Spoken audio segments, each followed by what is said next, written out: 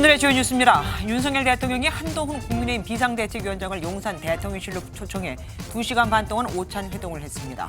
윤 대통령은 민생 개선을 위한 당정의 노력이 배로 필요하다며 협력을 강조했습니다. 경찰이 배현진 국민의힘 의원을 습격한 중학생 피해자의 주거지를 어제 압수수색했다고 밝혔습니다. 공범이나 계획 범행 가능성에 대해선 압수한 휴대전화와 노트북 포렌식 자료를 분석해 확인하겠다며 말을 아꼈습니다. 검찰이 배임 수재 혐의로 수사를 받고 있는 프로야구 기아 김종국 감독과 장정석 전 단장에 대해 구속영장을 청구했습니다. 프로야구단 현직 감독에 대해 개인 비리 혐의로 구속영장이 청구된 건 이번이 처음입니다. 우리 돈 443조 원에 이르는 빚을 진 중국 부동산 개발업체 헝다에 결국 회사 청산 명령이 내려졌습니다. 부동산 시장 안정에 주력하고 있는 중국 당국에 충격을 줄 것으로 보입니다.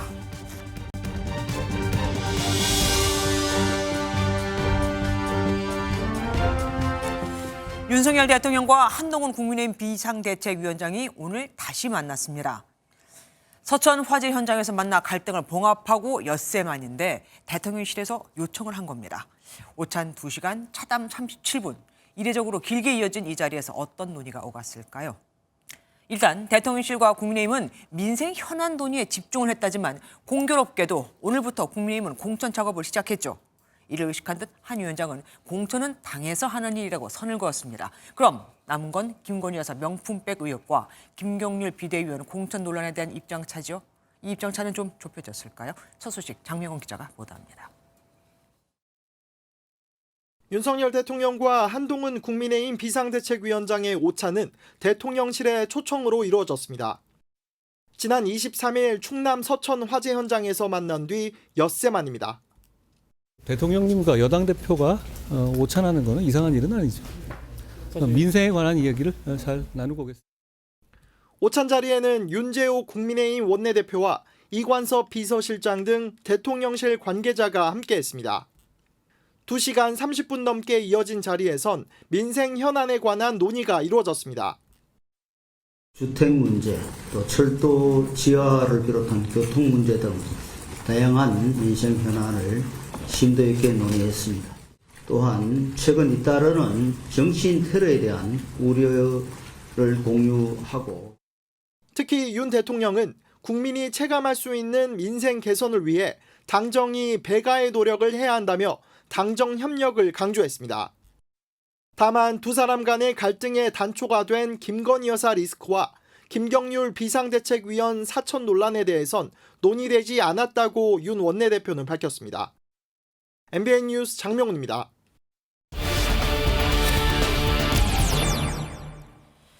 윤석열 대통령과 한동훈 비대위원장의 오찬 회동 소식 대통령실 출입하고 있는 전정인 기자에게 더 들어보겠습니다. 전 기자, 대통령과 비대위원장이 만난 게 엿새 만이죠?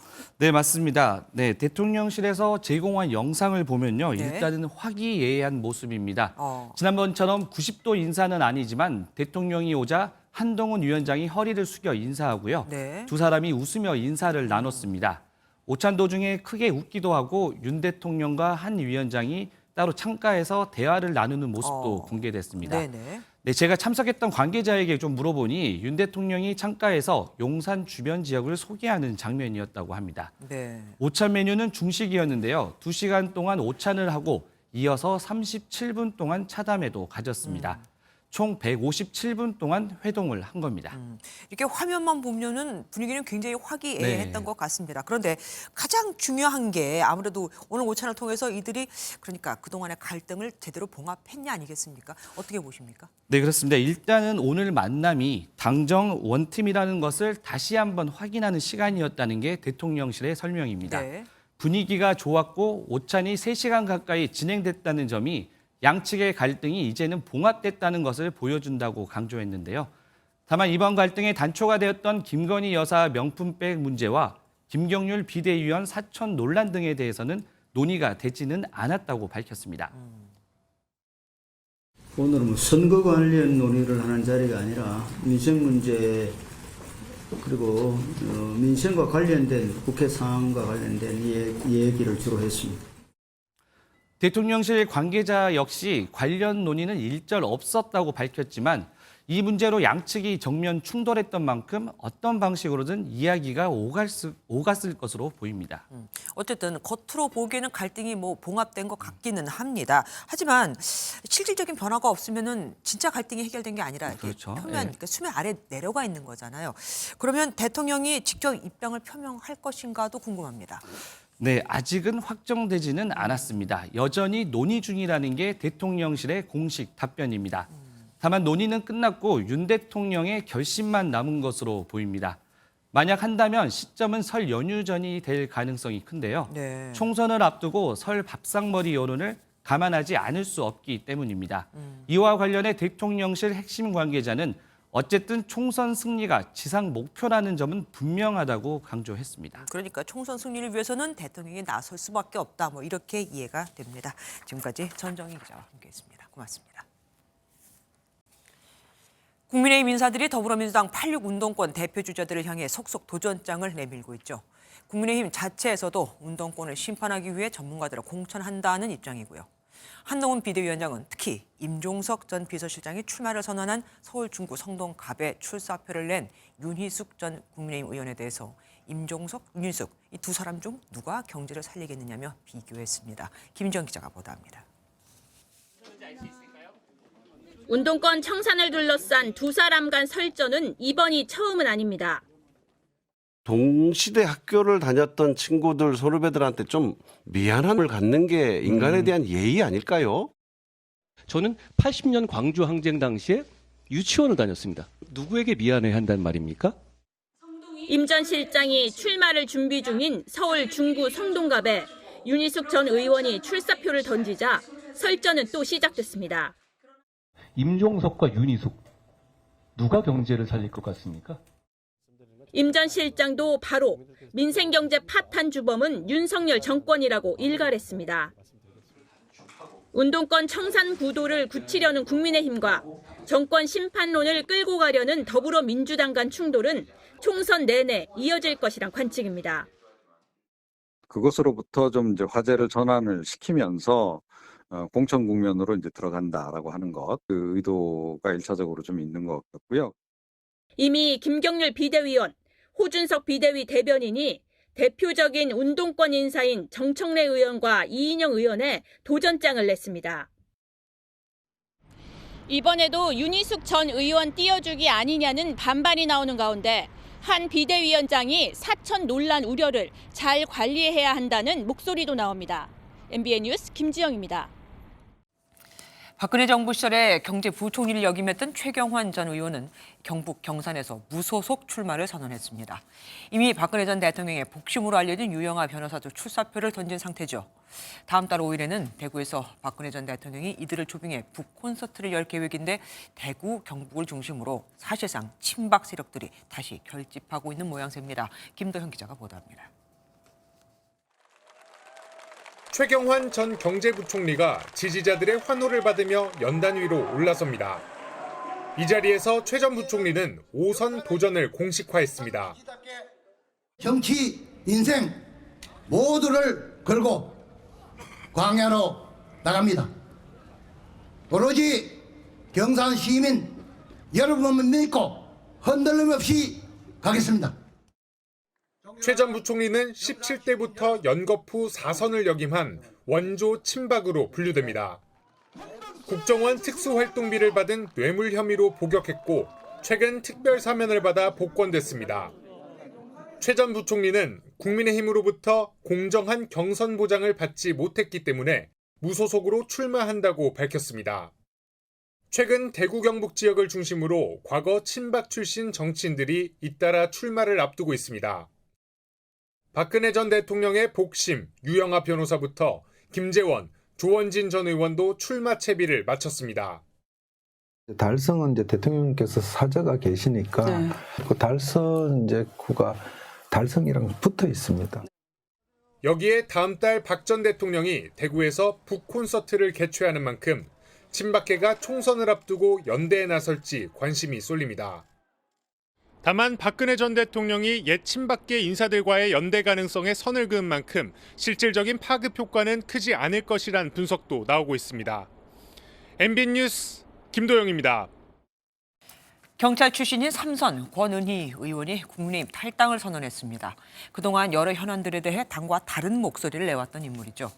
권 의원은 과거 인연이 있는 제3지대 이준석 개혁신당과 이낙연 개혁미래당 모두와 소통하고 있다면서 양쪽 다 합류 가능성을 열어두었습니다. 민지수 기자가 보도합니다. 더불어민주당 전신인 새정치민주연합 후보로 국회에 입성한 권은희 의원은 중도정당 국민의당 후보로도 당선됐습니다. 양당 합당으로 국민의힘으로 당적을 옮겼지만 쌍특검법, 이태원 특별법 등 현안에서 당 주류와 다른 목소리를 내왔습니다. 당을 떠나지만 첫 지역구였던 광주 광산을 출마할 뜻은 변하지 않았다고 밝혔습니다.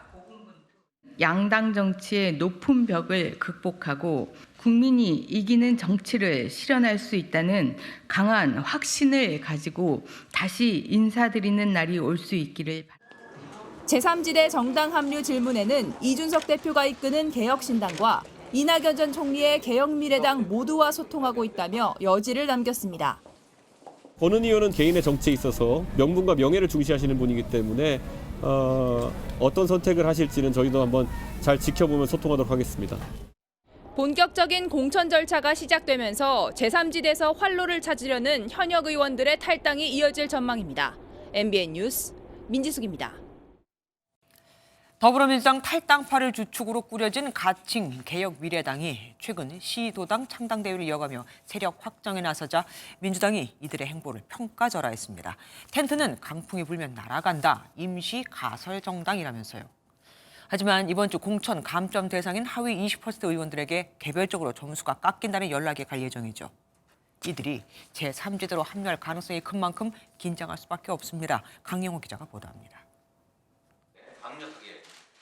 민주계열의 제3지대 통합 소식과 함께 빅텐트 움직임이 활발해지자 민주당 지도부에선 곧바로 견제구가 날아왔습니다.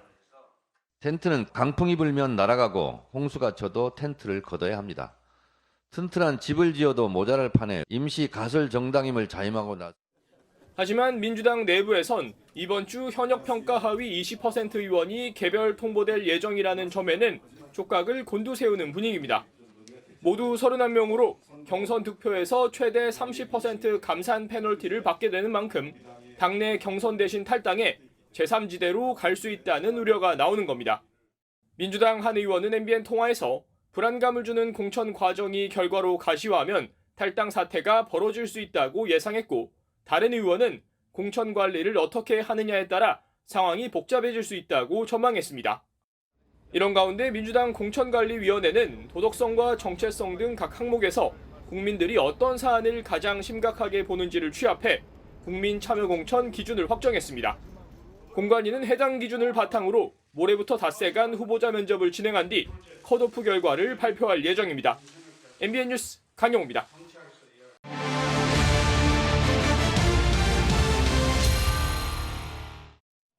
MBN의 410 격전지 속으로 오늘은 서울 광진을로 가보겠습니다. 이곳은 추미애 전 법무부 장관이 5선 국회의원을 지냈을 정도로 야당세가 강한 곳인데 최근 선거에선 분위기가 좀 바뀌었습니다. 강남과 강북 경계에 있어서 한강 별도로 불리는 광진을은 이번 총선 주요 경합지가 될 것으로 보입니다. 이주일 기자가 현장에 다녀왔습니다. 서울 한강벨트 동부권 대표 지역인 광진을은 전통적으로 진보세가 높은 곳입니다. 1996년부터 무려 7차례 총선에서 보수 진영 후보가 단 한 번도 당선되지 못한 곳인데요. 하지만 최근 대선과 지방선거에서 보수 정당 후보가 승리하며 표심 변화의 흐름을 보이고 있습니다. 대학가를 중심으로 상업지구가 발달한 화양동은 1인 가구 비중이 높아 진보세가 특히 높은 곳으로 꼽힙니다.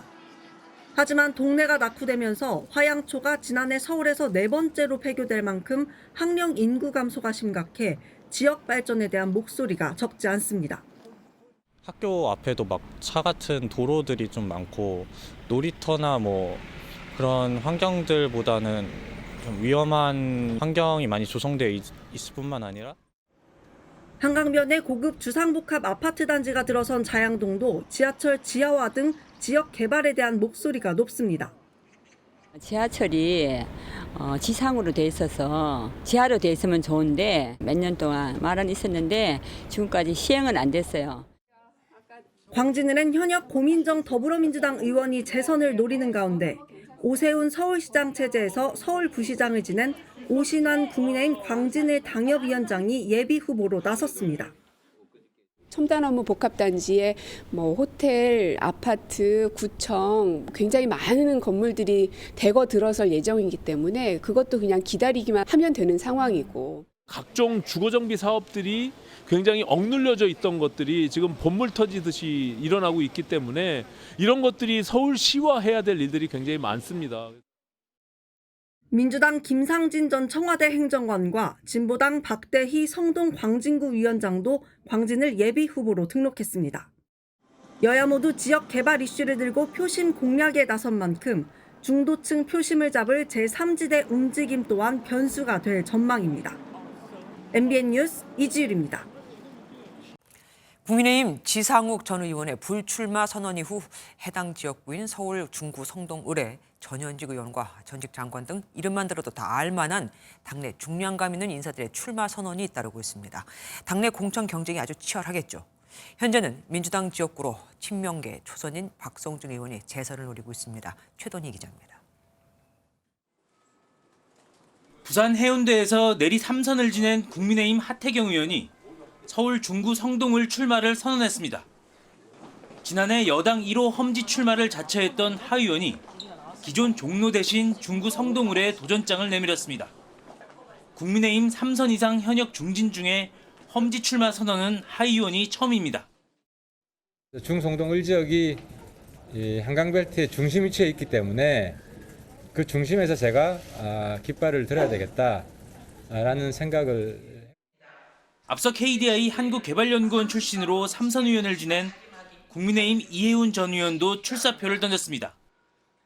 여기에 21대 비례대표 의원을 거쳐 윤석열 정부 초대 중기부 장관을 지낸 이영 전 장관도 실물경제 해결사를 자처하며 출마를 공식화했습니다.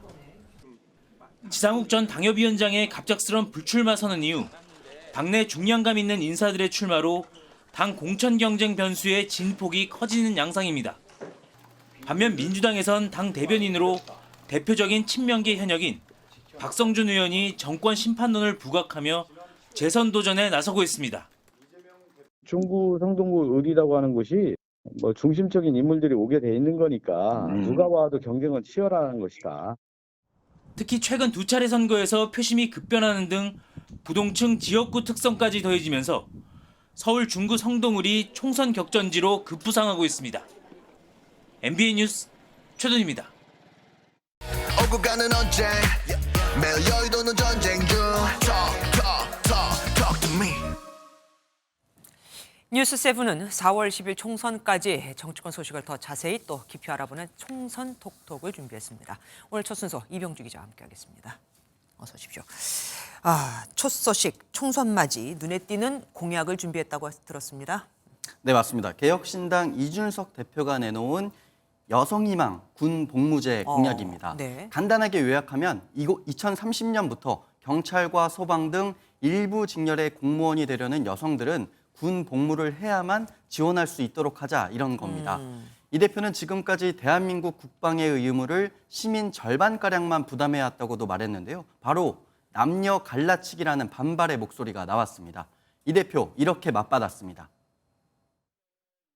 제가 무슨 공약을 하든지 간에 약간 반찬처럼 등장하는 내용인 것 같은데 이 내용의 어떤 부분이 남녀 갈라치기에 해당하는지가 저는 명확하지 않습니다.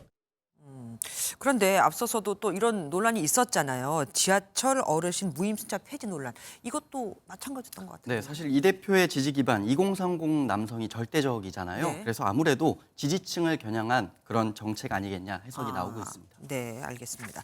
비례대표를 어떻게 선출하느냐 선거제 개편도 관심입니다. 민주당에선 당원 투표 얘기가 나오던데 이건 뭡니까? 네, 친명계 정청래 최고위원이 어제 민주당 현역 의원들이 모여있는 단체 대화방에 이런 글을 올렸다고 합니다. 네네. 병립형과 연동형을 놓고 당원에게 뜻을 묻자는 건데요. 민주당 지도부가 병립형으로 돌아가는 쪽으로 뜻을 모았다는 얘기가 나오면서 당내 의원 절반가량이 안 된다 연동형으로 해야 한다 이런 기자회견을 하기도 했었습니다. 네. 전당원 투표에 붙인다면 아무래도 이재명 대표 지지자들이 많은 당원들이 지도부 손을 들어줄 가능성 높은데요.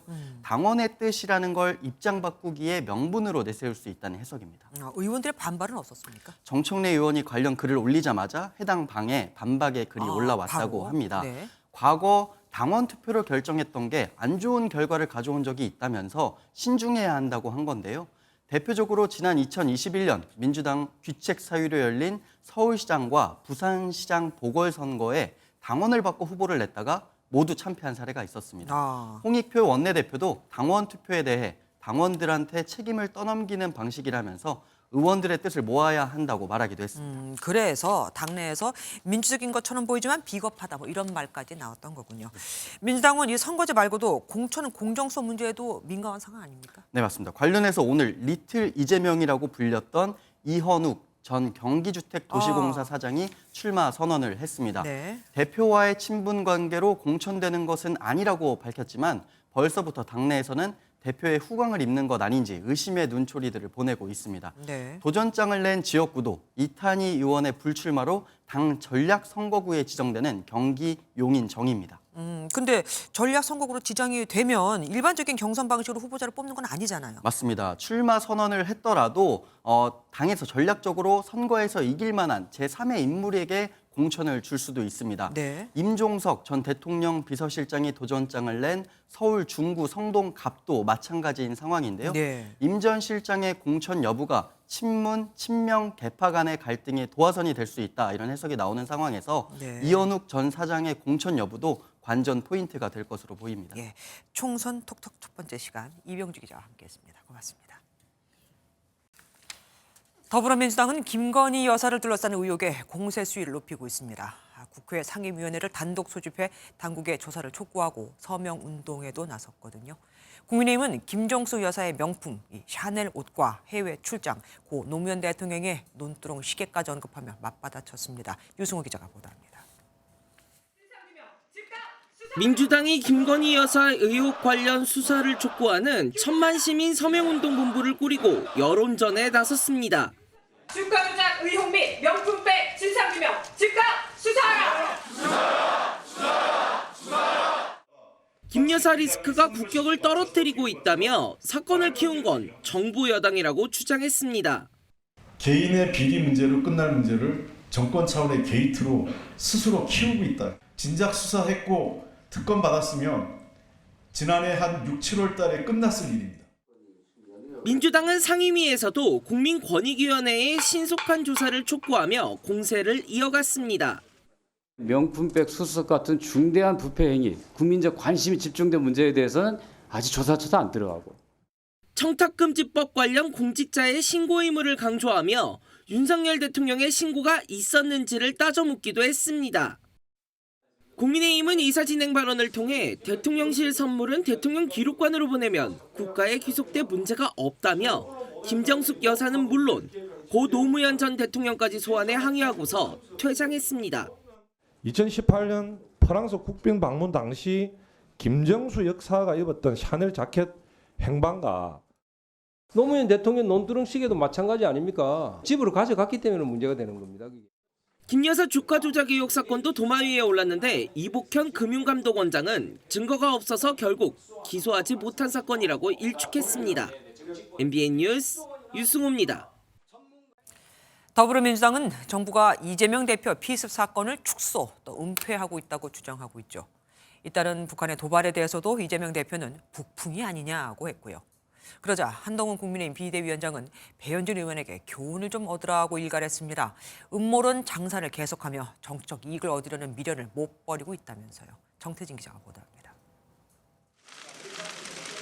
한동훈 위원장이 배현진 의원의 피습 사건 등의 테러 행위가 정치적 음모론에 활용돼선 안 된다고 밝혔습니다.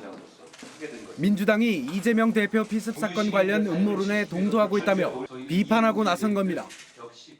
민주당은 아직도 국회까지 열어서 경찰을 몰아붙이는 등 이재명 대표 피습에 대한 음모론 장사를 계속하면서 거기서 어떤 정치적 이익을 얻을 수 있을까 하는 민주당은 국무총리실 산하 대테러센터가 이 대표의 부상 정도를 고의적으로 축소했다며 압박을 이어갔습니다. 정확한 보고 아니잖아요. 축소 은폐했지 않습니까? 누군가 보이지 않는 손에서 마사지가 됐다는 것을 우리가 추측할 수밖에 없는 거예요. 한 위원장은 막연한 추측으로 국민이 불안해선 안 된다며 배 의원의 빠른 퇴원은 음모론의 소재로 이용되지 않기 위한 노력이라 강조했습니다. 이런 테러를 대하는 공당의 자세 중 어떤 것이 제대로 된 정치가 해야 할 것인지는 국민들께서 평가하실 거라고 생각합니다. 거대 양당은 극단의 증오 정치를 끝내자고 호소하면서도 정치 테러와 음모론을 두고 공방을 이어가고 있습니다. MBN 뉴스 정태진입니다. 경찰이 국민의힘 배현진 의원을 습격한 10대 중학생의 거주지를 어제 압수수색했습니다.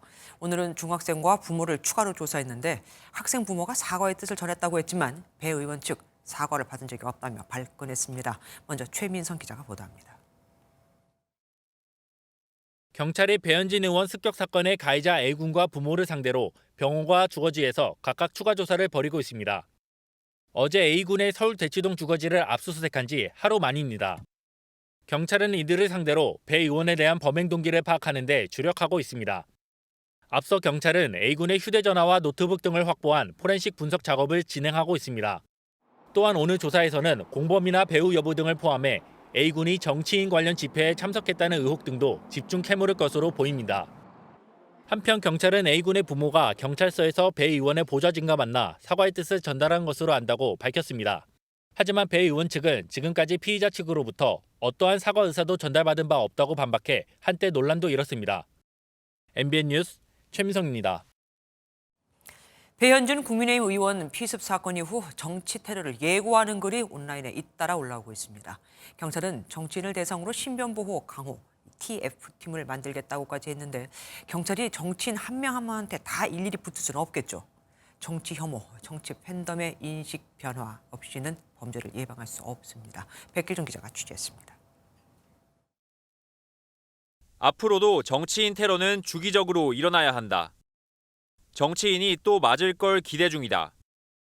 지난 25일 배현진 의원이 습격을 당하자마자 유명 커뮤니티에 올라온 글입니다. 아주 바람직한 현상으로 본다는 의견부터 정치인 피습은 정치인들이 자초했다는 내용까지 우후죽순처럼 올라옵니다. 지난해 7월 신림동 흉기난동 사건 이후 살인을 예고하는 글이 올라오던 것과 유사한 상황입니다. 이처럼 총선을 앞두고 정치인 테러 모방범죄 우려가 커지자 윤익은 경찰청장은 정치인 신변보호 강화 TF를 구성하겠다고 밝혔습니다.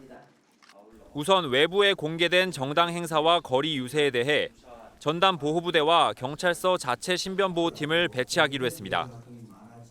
또 다수의 인파가 밀집하는 등 위험도가 높은 행사에는 기동대 등 추가 경력을 투입하고 경찰서장이 현장에서 정착 지휘에 대응할 방침입니다. 오늘 당과 저희 경찰의 대책을 심도 있게 논의를 해서 남은 선거 기간 동안 다시는 국민들께 우려를 끼쳐드리는 일이 없도록. 하지만 전문가들은 양극화된 정치 문화를 바꾸지 않으면 변화는 어렵다고 강조합니다.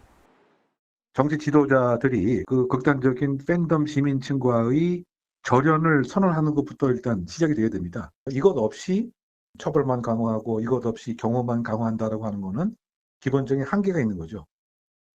아울러 다수의 경찰 병력이 정치인 보호에 쏠리면서 치안 공백에 대한 우려의 목소리도 제기되고 있습니다. MBN 뉴스 백길종입니다. 총선 출마 예정자의 비서에게 너희 같이 사냐는 등의 성희롱 발언을 했다는 현근택 민주연구원 부원장이 결국 명예훼손 혐의로 고소를 당했습니다. 고소인 신분으로 경찰에 출석한 피해 여성은 현 부원장이 반성하지 않았고 현 씨의 지지자들로부터 2차 가해까지 당했다고 주장했습니다. 윤기란 기자가 보도합니다. 더불어민주당 싱크탱크 민주연구원의 현근택 부원장에게 성희롱성 막말을 들었다는 여성이 경찰에 출석했습니다. 경기 성남 지역구 출마를 준비 중인 이석주 씨의 수행비서로 현 부원장을 명예훼손과 모욕 혐의로 지난 24일 경찰에 고소한 사람입니다. 현 부원장은 지난달 성남의 한 주점에서 이석주 씨와 비서 A 씨에게 너희 같이 사냐 등 발언을 한 것으로 알려졌습니다. A씨는 현 부원장이 반성하지 않았고 현 씨의 지지자들로부터 모욕을 당했다고 주장했습니다. 왜 강간을 하고 본인 지지자들 하나 어찌하지 못해서 제가 이렇게까지 가해를 당하고 있습니까? 현 부원장은 합의를 시도했지만 이 과정에서 공개된 합의문에 피해자의 신상이 포함되며 2차 가해 논란까지 더해졌습니다. 더불어민주당은 지난 10일 현 부원장에 대한 조사에 착수했고 현 부원장은 조사 엿새 만에 이번 선거에 출마하지 않겠다고 밝혔습니다. MBN 뉴스 윤기란입니다. 층간소음으로 말다툼을 벌이던 50대 남성이 위층에 사는 30대 여성을 살해했습니다. 가해자는 평소 문 닫는 소리와 발걸음 소리, 복도 계단 걷는 소리까지 시끄럽다며 시비를 걸었던 것으로 알려졌습니다. 지금 보시는 화면은 경찰이 도망가는 가해자를 쫓는 장면인데 무섭게 달리고 앞에 차가 있던 말건 그냥 밀고 지나가고 있습니다. 강진우 기자가 보도합니다. 검은색 승합차가 쏜살같이 달아나고 그 뒤로 순찰차가 따라 붙습니다. 2시간 가까이 추격전을 벌이던 이 차량은 역주행까지 감행했지만 결국 순찰차와 충돌합니다. 50대 남성 운전자는 70km 떨어진 경남 사천에서 이웃을 살해하고 도주하는 길이었습니다. 창극이 벌어진 건 어제 오후 4시 40분쯤. 위층에 사는 30대 여성과 층간소음으로 시비를 벌이다 돌이킬 수 없는 범행을 저지른 겁니다. 가해자는 이곳 자신의 집 앞에서 우연히 만난 피해자와 말다툼을 벌이다 흉기를 휘둘러 살해했습니다. 석 달 전 이사 온 남성은 윗집에서 문을 닫거나 계단 걷는 소리도 시끄럽다며 여러 차례 불만을 표시한 것으로 알려졌습니다. 성인이 신발 신고 계단 밟으면 발자국 소리 나기 마련 아닙니까? 만약에 안 난다면 이게 정상이 아닙니다. 가해자는 사건 당일 낮부터 술에 취한 상태였습니다. 자신의 집에서 소주를 새벽 마시고 그래서 이제 또 쿵쿵거리는 소리가 나니까 갑자기 돌변해서 아마. 경찰은 이 남성에 대해 구속영장을 신청하고 계획적 살인이었는지를 조사하고 있습니다. MBN 뉴스 강진우입니다. 지난해 우리나라의 라면 수출액이 처음으로 1조 원을 돌파했습니다. 라면을 만들기 시작한 지 60년 만인데요. 그래서일까요? 라면만 전문으로 하는 편의점까지 등장했습니다. 일명 라면 도서관입니다. K라면의 매운맛에 푹 빠진 외국인들을 정설민 기자가 만났습니다. 서울 홍대 거리의 한 편의점. 한쪽 벽면이 책장처럼 꾸며졌습니다. 자세히 보니 책이 아닌 봉지라면이 빼곡히 꽂혀 있습니다. 200종이 넘는 라면을 직접 끓여 먹을 수 있는 라면 특화 편의점으로 라면 도서관이라는 별칭까지 붙었습니다. K라면 성지로 입소문이 나면서 이곳을 찾는 손님 10명 중 6명이 외국인입니다. 絶対次韓国来たら行きますっていう方がすごく多かったです。通常说我不吃辣，但是如果是韩国拉面配上芝士的话，我是可以接受的，很好吃。 세계인의 입맛을 사로잡은 비결은 바로 매운맛입니다. 지난해 사상 최대인 1조 2천억 원대 매출을 달성한 신라면은 전 세계에서 1초에 53개씩 팔려나갔습니다. 불닭볶음면도 10봉지 중 8봉지가 해외에서 팔리며 매운 라면 신드롬을 일으켰습니다. 유튜브에서도 한국의 매운맛 라면 먹방은 하나의 놀이 문화가 됐습니다.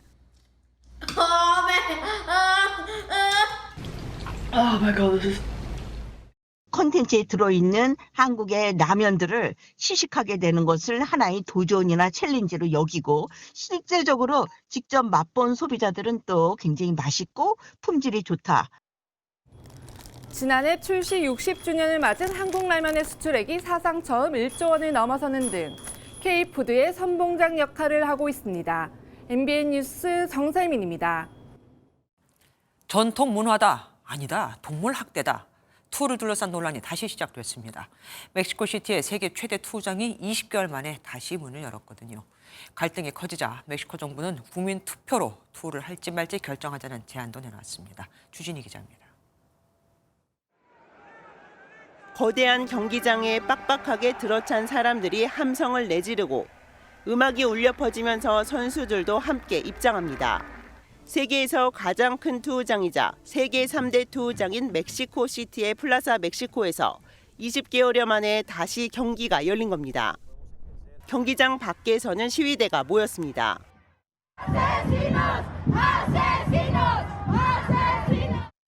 비 흘리는 소그림에 고문일 뿐 예술이나 문화가 아니다라고 쓴 팻말을 들고 행진을 하거나 피 흘리는 퍼포먼스 등을 한 겁니다. Hoy es el día de la apertura y estamos aquí manifestándonos de manera pacífica porque no queremos más actos de esta especie. 시민단체가 2022년 1심 법원에게서 투 금지 처분을 받아냈는데 대법원이 이를 뒤집어 경기가 재개되자 논란이 벌어졌습니다.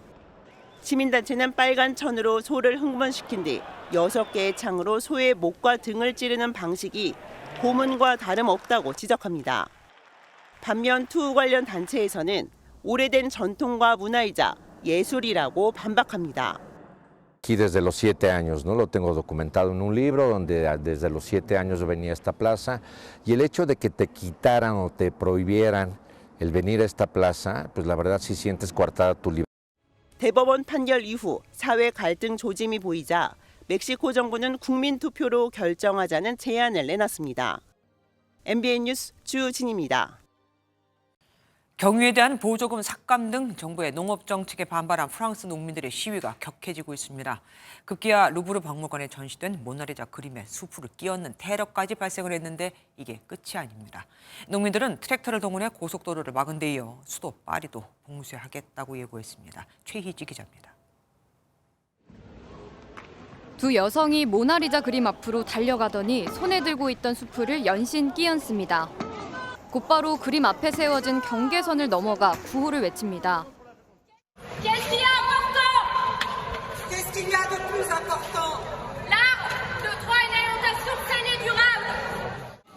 프랑스의 농업 정책을 비판하는 활동가들이 모나리자 그림의 수프 테러를 감행했습니다.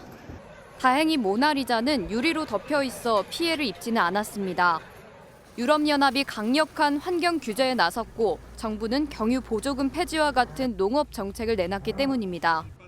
프랑스 농민들은 지난 18일부터 트랙터를 몰고 나와 고속도로를 막는가 하면 건초 더미에 불을 지르는 등 전국적으로 반발하고 있습니다.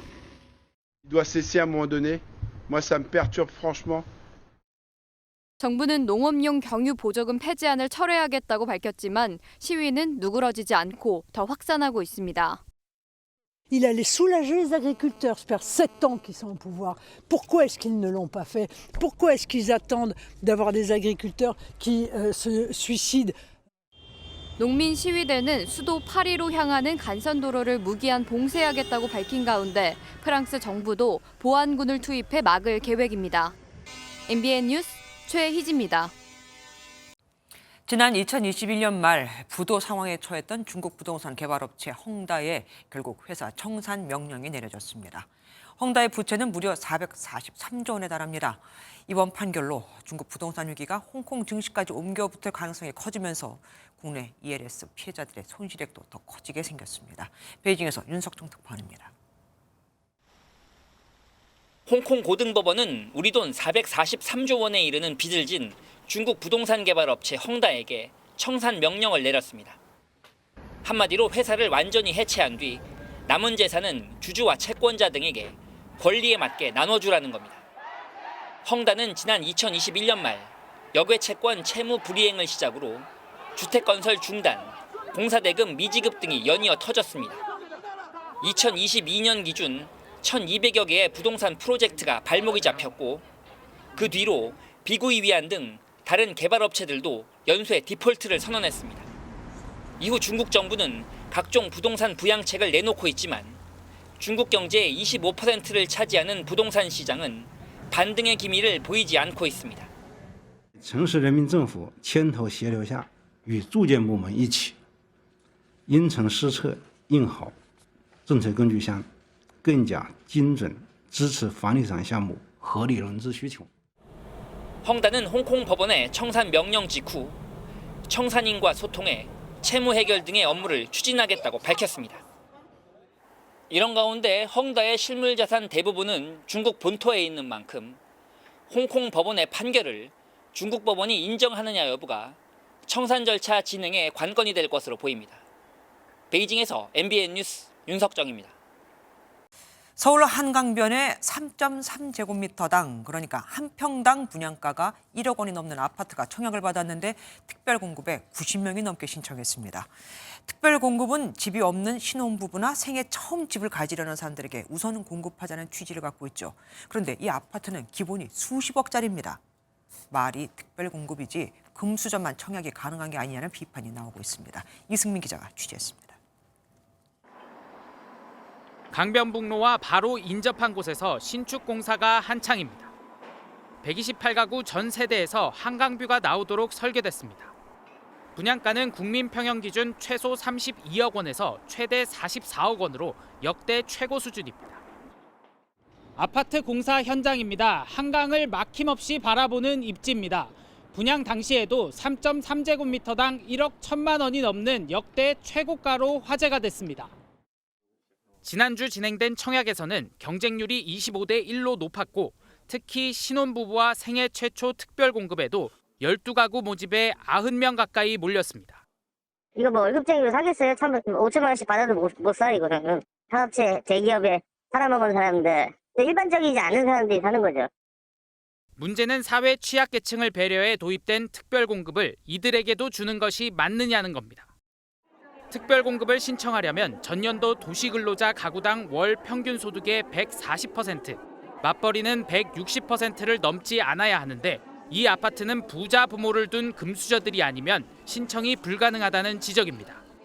고가 아파트에까지 무분별하게 특별 공급을 확대하는 것은 특별 공급 제도의 취지를 무색하게 할 뿐만 아니라 고소득층과 서민계층 간의 갈등을 부추기는. 정부는 금수저 특혜 논란으로 2018년 분양가 9억 원 이상의 특공을 폐지했다가 집값이 올라 9억 원 이하 물건이 거의 없다는 이유로 지난해 부활시킨 바 있습니다. MBN 뉴스 이승민입니다. 하지만 청년 대다수는 이런 금수저가 아니죠. 2년 동안 납입하면 연 10% 이자를 주는 청년 희망적금 만기가 다음 달이면 돌아오는데 이걸 못 붙고 중도 해지한 청년이 30%에 달합니다. 물가가 치솟다 보니 생활비 부담이 커져서 월 50만 원씩 넣는 게 버거웠던 겁니다. 지난해 나온 청년 도약 계좌도 상황은 마찬가지입니다. 김태형 기자가 취재했습니다. 지난 2022년 2월 시중은행은 청년 희망적금에 가입하려는 고객들로 붐빌 정도로 인기가 있었습니다.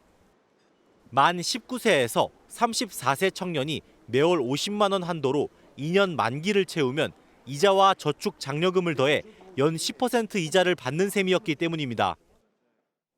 다음 달이면 청년 희망적금 만기가 돌아옵니다. 그런데 최초 가입자 약 290만 명 중에서 86만 명이 넘는 중도 해지자가 속출하면서 30%가량이 이탈한 것으로 드러났습니다. 치솟은 물가 탓에 생활비 부담이 커져 2년을 버티지 못하는 청년들이 많은 겁니다. 받는 돈이 거의 한 70, 80 정도라서 50 정도를 적금에 쏟아부으면 20만 원으로 교통비 해결하거나 아니면 편의점에서 간단한 간식거리 사 먹으면은 정작 마음대로 사용할 수 있는 돈이 얼마 없어서 다른 부분 좀 줄이고 적금 그대로 넣는 식으로 계속 진행을 했었습니다. 중간에 해제했을 때도 어느 정도 혜택이나 이런 부분을 좀 늘려주면 좋겠습니다. 지난해 출시된 청년 도약 계좌도 5년간 5천만 원을 만들어주는 적금 상품인데 만기가 더 길어 중도 해지율이 높아질 거란 우려가 벌써부터 나옵니다. 5천만 원 가지고 뭐 월세 보증금밖에 안 되는데 주식이라든지 채권이라든지 포인이라든지 이쪽으로 옮겨갈 수밖에 없는 거예요. 금융당국은 3년 이상만 유지하면 비과세 혜택을 주겠다고 했지만 실직과 이직 등 일시적으로 납입할 수 없는 경우에도 계약을 유지해주는 등 폭넓은 접근이 필요하다는 지적입니다. MBN 뉴스 김태형입니다. 얼마 전 국도변에 흉물로 남은 이른바 좀비 주유소를 보여드렸었는데요. 오늘은 전국 곳곳에 짓담한 이른바 유령 아파트 얘기입니다.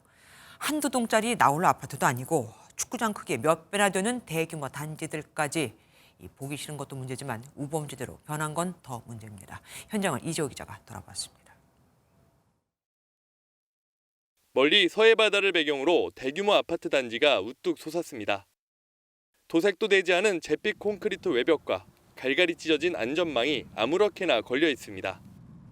지금부터 30년 전 지상 15층 14개 동 규모를 목표로 공사하다 중단된 이른바 유령 아파트입니다.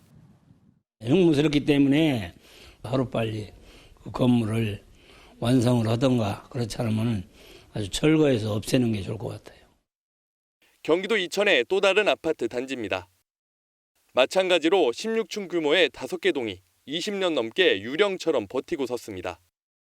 철거 비용만 70억 원에 달합니다. 인적이 드문 밤입니다. 공사가 중단된 아파트 주변에는 가로등도 하나 없어 이 길을 따라 걷는 것조차 부담스럽습니다. 전국적으로 이렇게 공사가 중단된 건물 가운데 10년 넘게 방치된 것만 80% 가까이 됩니다. 지방자치단체 마음대로 허물거나 새로 짓는 것도 쉽지 않습니다. 보령 아파트 단지의 경우 허물고 싶어도 철거비만 100억 원 정도 들고 새로 지으려면 건물과 토지를 매입하는 데만 148억 원이 듭니다. 인구 10만도 안 되는 보령시 예산으로는 턱도 없는 규모인데다 설령 예산이 있다 하더라도 엄연히 주인이 있는 땅과 건물을 때려 부술 수는 없습니다. 개인과 이제 해당 법인의 소유물이나 이제 진행 중인 재산권이기 때문에 저희가 강제적으로 집행할 수 있는 부분이 많이 없습니다. 결국 지방정부는 이 땅에 관심을 보이는 새 사업자가 나타나기만 20년, 30년씩 기다리고 있습니다. MBN 뉴스 이조입니다. 노후화된 도심을 다니다 보면 전신주에 각종 선이 주렁주렁 늘어져 매달려 있는 모습 종종 볼 수 있죠. 상당수는 전봇대에 몰래 설치된 통신선들입니다. 화재뿐 아니라 안전에도 치명적이어서 한국전력이 다음 달부터 일제 정비에 들어갑니다. 이승훈 기자입니다. 서울 청파동의 한 주택가입니다. 전봇대에 통신선 다발이 정리되지 않은 채 매달려 있습니다. 설치된 전선의 무게를 못 이긴 듯 한쪽으로 기운 전신주도 보입니다. 미관도 문제지만 시민들의 안전도 위협할 수 있어 주민들에겐 걱정거리입니다. 원룸가 쪽에서 살다 보니까 옥상이나 아니면 조금 지대 높은 곳 같은 데 있을 때 전선이 끊어져서 얼굴 가까이 내려와 있는 것도 제가 봤거든요. 위험하다는 생각은 하죠. 보통은 지자체나 정부기관 등이 허가를 받아 설치하지만 허가가 나지 않을 경우 일부 통신사들이 불법으로 설치하기도 합니다. 한국전력이 무단으로 설치된 통신선들을 다음 달부터 대대적으로 정비에 나서기로 했습니다. 전국에 무단 설치된 통신선은 무려 38만 개, 길이로 환산하면 4만 킬로미터에 달합니다. 불법 설치된 통신선으로 전봇대에 실리는 하중이 커져 붕괴할 경우 인명사고와 화재 같은 큰 피해가 발생할 수 있기 때문입니다. 지상으로부터의 높이가 시설 기준보다 낮고 6차선 도로를 횡단하는 통신선도 집중 정비 대상입니다. 화물트럭 같은 것이 주행 중에 전선을 건드린다든지 하면 일대 정전이 발생하는 등 피해도 발생할 수 있습니다. 한전은 자진 철거 권유에도 통신사들이 따르지 않는 경우 법적 조치에 나서는 등 강력 대응할 방침입니다. MBN 뉴스 이승훈입니다. 춥고 건조한 날씨가 지속되는 겨울엔 아토피 피부염이 더 심해지죠. 춥다고 실내 온도를 지나치게 높이면 또 습도를 지나치게 높이면 진먼지에 서식하는 찐드기가 활동하기에 최적의 환경이 돼 증상은 더 악화됩니다. 아토피는 주로 아이들에게 많이들 생겼었는데 최근에는 성인 환자가 확 늘었습니다. 전남주 기자가 취재했습니다. 만 2살인 현우는 생후 10개월부터 입 주변에 아토피가 시작됐는데 5개월 만에 다리 등 온몸으로 퍼졌습니다. 꾸준한 치료와 관리 덕분에 지금은 상태가 많이 호전됐지만 당시에는 하루하루가 고통의 연속이었습니다. 밤새 계속 긁고 생각보다 잘 때 이렇게 잡고 있으면 그 살 끓는 소리가 되게 커요. 그 소리에 깨서 저도 계속 밤을 설치하고 있어요. 피 뭐 거의 일상생활 양말 뭐 빨갛게 젖고. 영유아에게 흔하게 나타나는 아토피는 제때 관리하지 않으면 만성으로 이어질 수 있는데 최근에는 30대 등 성인의 발병도 증가하는 것으로 나타났습니다.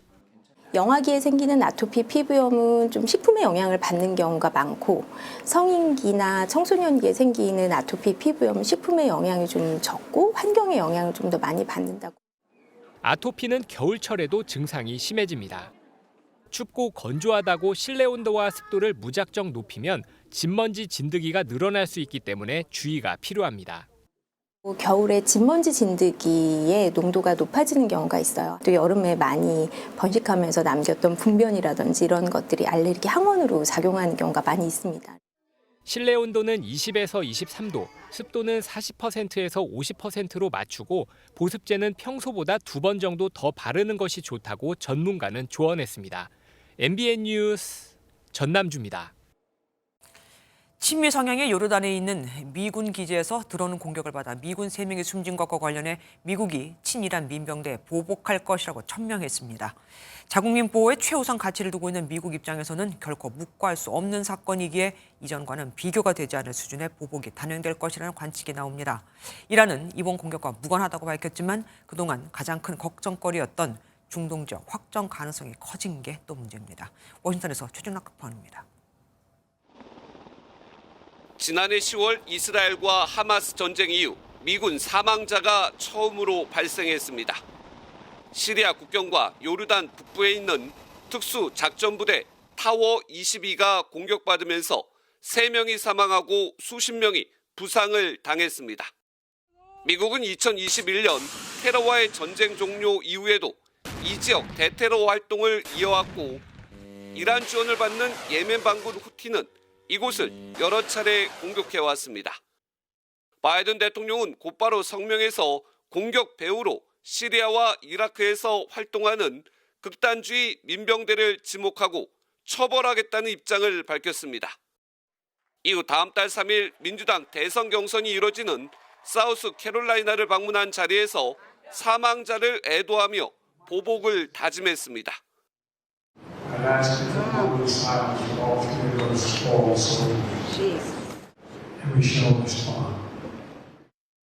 카멀라 해리스 부통령과 국가안보팀을 화상으로 연결해 대책회의도 가졌습니다.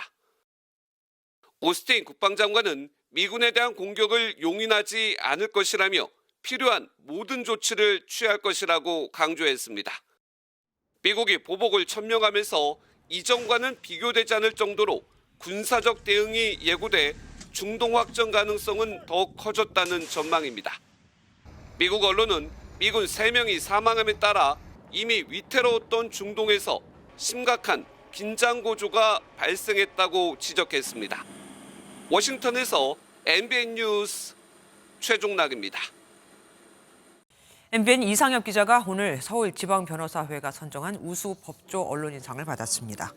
서울변회는 공정한 보도활동과 국민 알 권리 신장에 기여한 공로로 이 기자 등 4명에게 시상했습니다. 우주 법조 언론인상은 법치주의 확산과 법률 문화 창단에 기여한 언론인에게 서울변회가 주는 상입니다.